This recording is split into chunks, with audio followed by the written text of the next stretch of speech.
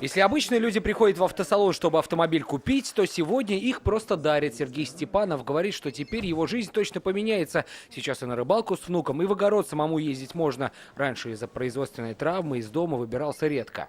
Один нехороший человек нажал кнопку, ну а мы делали ремонт этого оборудования. И оборудование пришло в движение, все, и мне зажало обе ноги.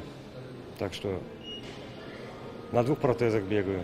При управлении автомобилем эта проблемы не будет. Каждая «Лада Гранта» оборудована специально под каждого пострадавшего. Одна нога на рельсы стала.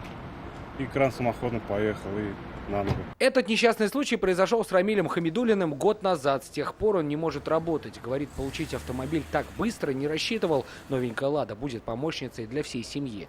Мы в возрасте, и нас и надо будет отвозить и привозить, и ему надо будет по больницам, и в санаторию ехать.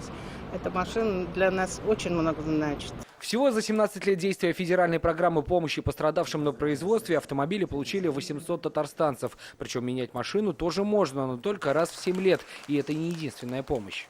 20% от тех взносов, которые нам работодатель перечисляет, мы отдаем предприятиям для того, чтобы они снижали травматизм в производстве. Это различные средства профилактики, спецоценка условий труда, снижение шума, вибрации и так далее. То есть очень много покупок спецодежды.